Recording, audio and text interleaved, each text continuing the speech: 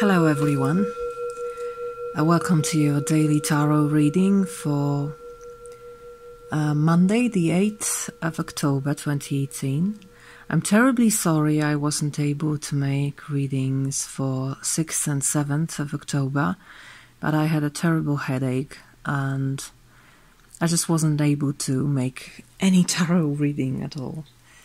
But I'm getting better already, so let's hope the headache is gone. I hope you are well, both. Both? Why both? I don't know. Why did I say it? Both me and you, perhaps. So, Zillich Tarot lying on the table, shuffled, pre-shuffled. I'm going to shuffle a little more, asking the source, the universe, and the pure light. Whatever I call it, it doesn't give justice to what it is, so you can call it whatever you want. Some people call it God, supreme being, or just universe, or us, perhaps, as Sikhs say, for guidance. I want the messages and energies shown up for our greatest good, so please guide me. I'm going to choose 3 cards, as always. And then I will add one more card from a shamanic healing oracle. As you can see, I'm very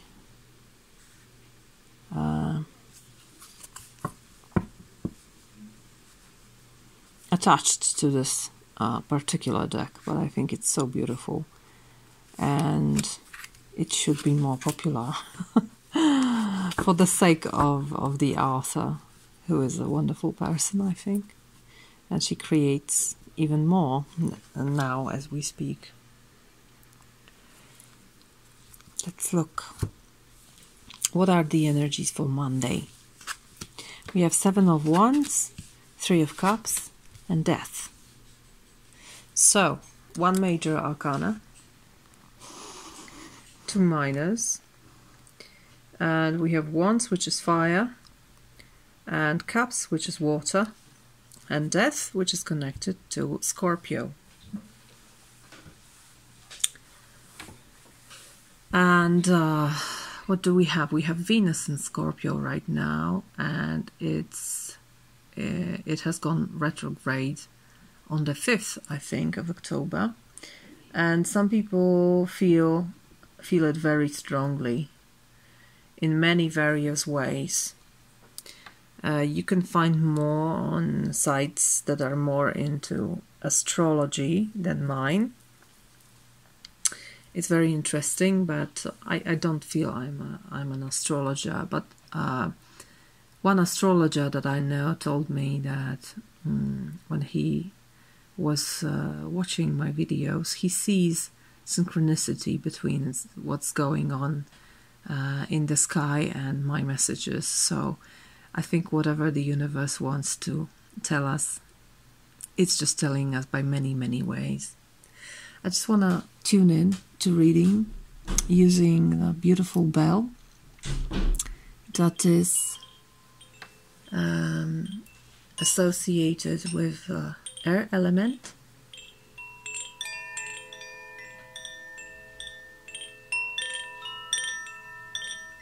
There's this feeling of nostalgia in here.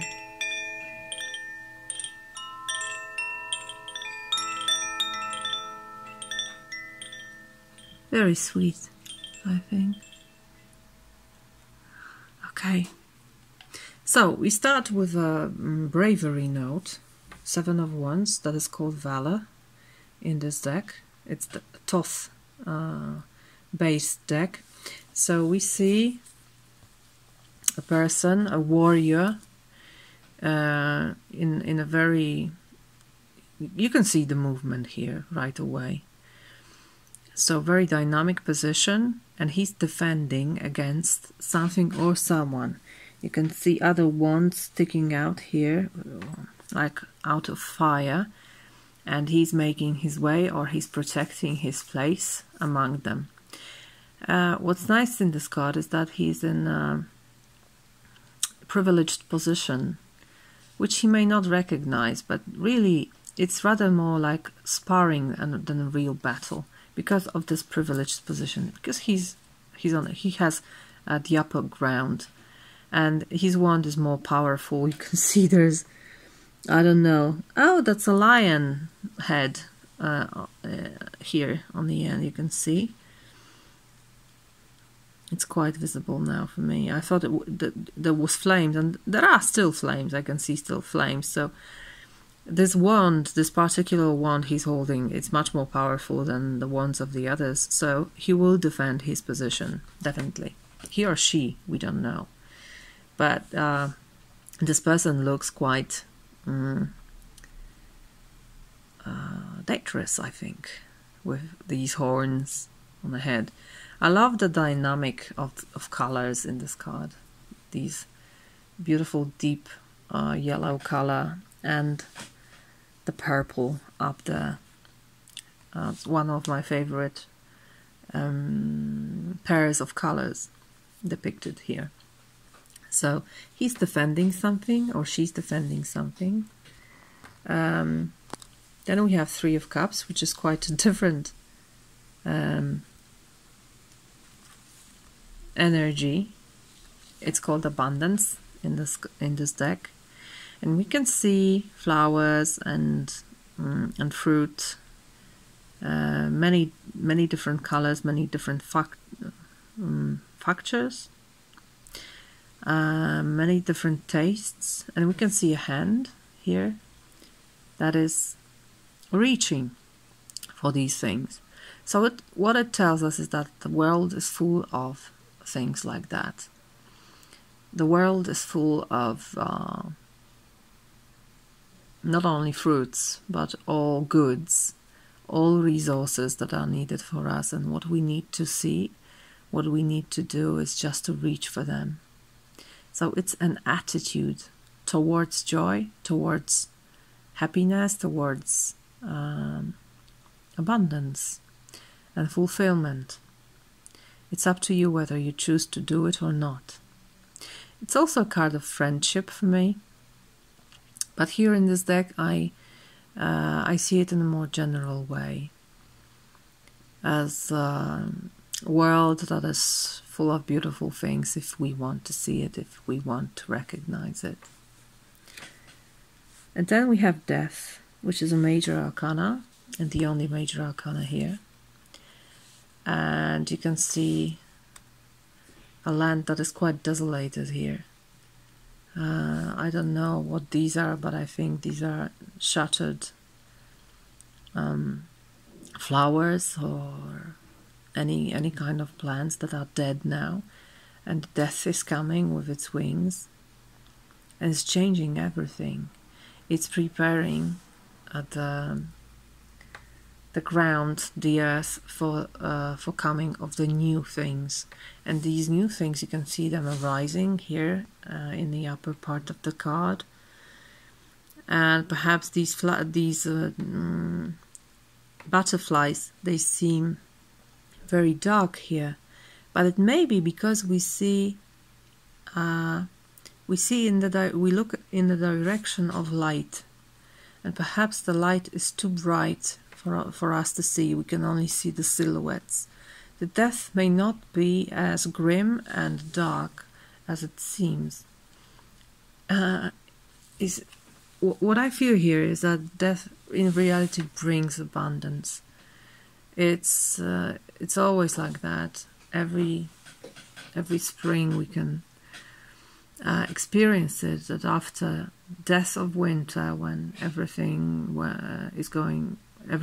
goes dormant and everything dies, but the seeds are there and the new life is coming, and when it springs out of the earth, it's really creating great abundance every year. So it's just a natural cycle of life. I love the change of perspective. I don't remember now who offered it to me, and I'm still working on it, but I find it very comforting that death isn't the opposite of life. Death is the opposite of birth. Can you see the difference? And they both are in the cycle of life. You see? And it brings death a level lower than life. So consider death as the opposite of birth. It comes because it creates more life. Life needs more space. Life needs new opportunities. That's why it's here. And what I see here is that there's this, I think there's this notion of resistance against this, very present here. Perhaps you want to defend whatever you already have, the abundance you perceive. You don't want to lose it to death. So what is needed here is the change of perspective. Death is something absolutely inevitable, one of, I think, the only inevitable thing in life that we all encounter one day. And what this is telling us is that you don't need to fight against it. I would even put this upside down.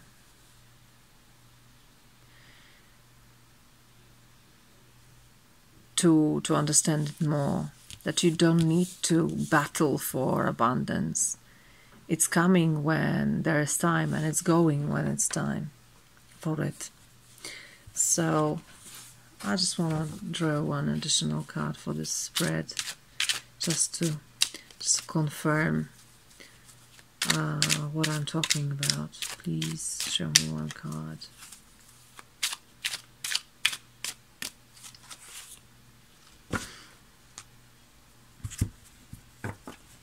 And we have Knight of Discs, and he's for me in this deck he's a harvester.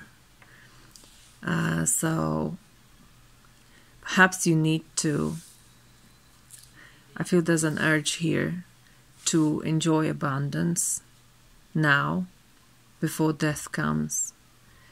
Just be in the place and moment you are in, and be in it very consciously and to the very depths of your soul, because as I said, death is inevitable, and this will come, and the abundance will temporarily perhaps perish from your eyes. So gather whatever you need to gather now. Don't wait for another time, another opportunity. Even if you're tired, this Knight of Discs may be tired, but you see, these plants, these grains are ready to be harvested, and they won't wait forever. You can almost say that winter is coming, so you need to be prepared. You need to take care of abundance. Perhaps move it to another place where it's safe from winter, when it's safe from death. We can do it. We are very smart creatures, aren't we? Let's take one card from Shamanic Healing Oracle for this day. It's the 8th of October 2018. Let's look. I feel this card wants to show up. Sexual energy doesn't come quite often. Let's read. What do they want to tell us? 25.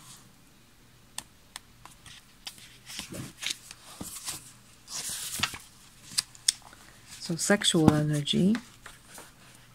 Ta-da! In the purest sense, sexual energy is not an energy to be expended from you. It is a state to reside in. The first and second chakras are the root of our sexual feelings. When you use this very potent energy to manipulate people and situations, you are doing yourself a huge disservice. When you expand your life force energy up from your first two chakras and incorporate the energy from your heart and your crown, you can experience the most complete and divine experience of sexual energy possible. This doesn't even have to include another person. When you can merge your connection to Creator with your connection to the earth without any filters or blocks between the two, you will experience a complete and true connection. We act as the conduit between heaven and earth, and when we can put ourselves into this energy at any given time, we are not tempted to use our sexual energy in a way that feeds our need for validation. Nor are we easily manipulated by another outputting of sexual energy. This card is asking you to look at where your sexual energy is directed into your life. So it seems like quite a different theme mentioned here, but well, it wanted to be shown. So explore your sexual energy on Monday. Perhaps it's needed for you in order to gather the abundance. Okay, so that was your reading. Thank you very much. I hope you enjoyed. Please like and subscribe. And I see you tomorrow. And there's gonna be an extended reading for the new moon, which is on the 8th or 9th of October, depending where you live on the earth. So the reading is going to be more profound and I think longer, definitely longer. I hope I see you there. Until then, bye-bye.